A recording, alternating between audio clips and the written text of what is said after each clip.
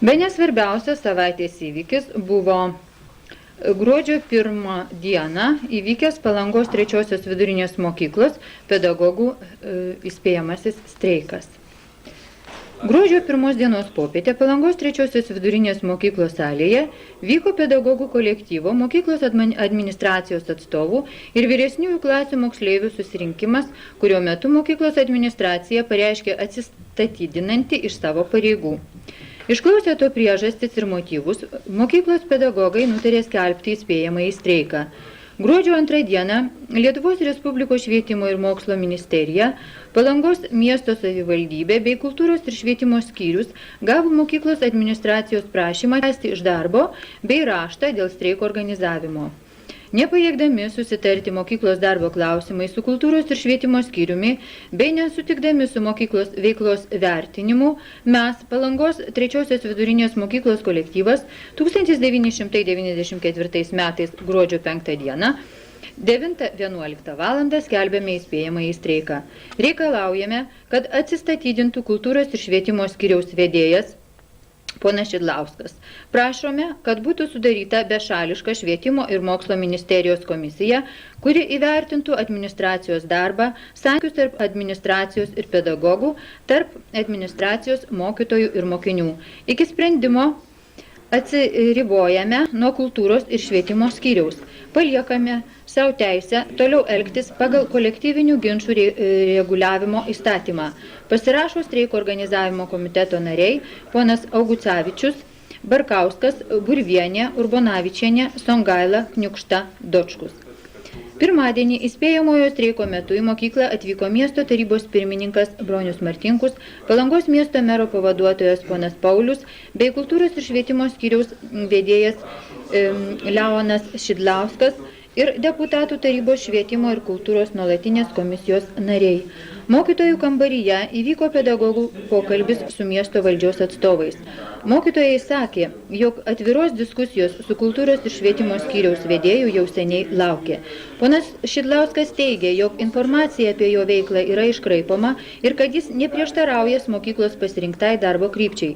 3-osios vidurinės mokyklos mokytojų kolektyvas prašė konkretaus atsakymo, kodėl mokykloje trukdoma steigti gimnaziją, kodėl manoma, kad mokykloje vyrauja blogi santykiai tarp mokinių ir mokytojų, kodėl prieštaraujama dėl mokyklai reikalingo priestato statybos, kodėl neigiamai vertinamas administracijos darbas ir mokyklos popamokinė veikla. Pedagogai reiškia nepasitikėjimą kultūros ir švietimo skyriaus vedėjo veikla ir kompetencija.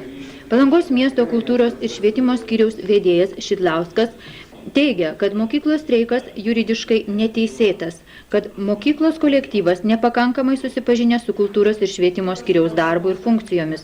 Mokytojams trūksta tiesioginės informacijos, todėl labiau operuojama kalbomis ir gandais.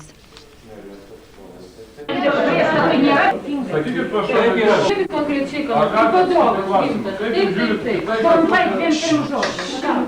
toks kiekis žmonių išreiškia nepasitikėjimą. Kaip žiūrėt tai? Vis tiek čia yra nemažai žmonių, nemažai pedagogų. Ir gal net ne vienas, ne pirmus metus dirba. Pirmais metais išėjo visos mokyklos ir paliko Respublikoje vienintelis atvejis, kai jūs likot vienas, visi išėjo. Ar buvo Lietuvoje tokia konferencija? Dabar vėl mokytojai kvietė, prašė, norėjo susitikti, viskas į vieną pusę. Dėl garbės turėtumėt parašyti pareiškimą, nesugriauti iš viso švietimo Palangos, nesupjudyti visų mokytojų ir direktorių, išlaikyti darbą rimtį su tėvais, mokytojų, mokinių ir visą kitą ir garbingai atsistatydinti ir užleisti kompetentingam darbuotojui, kuris tikrai būtų Lietuvos pareigūnas. Gal dėl viso to švietimo, viso Palangos švietimo yra jis gal nespręskim vienam ar kitam asmeniui, lygiai taip pat ir ar kitas mokytas ar kitas. Dėl mano paties atsiskridimų yra kitas. Aš tik tai noriu pasakyti mokytojui.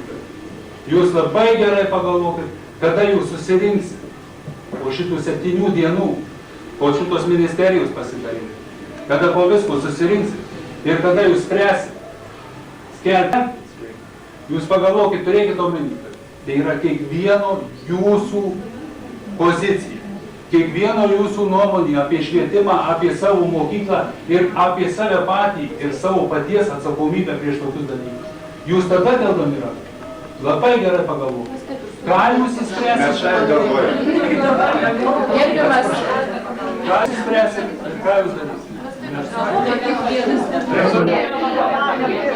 Pirmiausia, manau, kad gaila, kad aišku mes Palangoje kiekvienos dienos dėjom kaip šiandien, tai buvo galima galbūt ir anksčiau išspręsti. Matyt,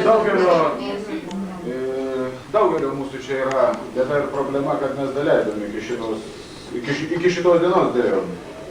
Tie sprendimai įvairūs, bandymai kažkaip tai kad tie kontaktai būtų tarp švietimo skyriaus ir mokyklos, man atrodo, mes stengiamės jos anksčiau jau tai sureguliuoti, bet matyt tai nepavyko ir ne viską mes padarėm. Manau, aišku, dabar jau šitas streikas paskelbtas, jūsų pozicija ir nuomonė yra labai aiški. Aš tikiuosi, kad vis tik galbūt šiandien arba rytoj atvyks ir švietimo ministerijos atstovai. Kartu ir jie pasižiūrės ir jūsų darbą, ir švietimo skyriaus darbą, galbūt priims kokius tai sprendimus. Nu, ką aš dabar norėčiau vis tik, kadangi jūs tikrai esate įsiaudrinę, vaikai jūsų laukia klasėse, kad tas mūsų pokalbis, kuris įvyko galbūt ir griežtas, kad vaikai iš to nepajustų, jūsų tokio, nes tai turi likti turbūt tarp mūsų suaugusių.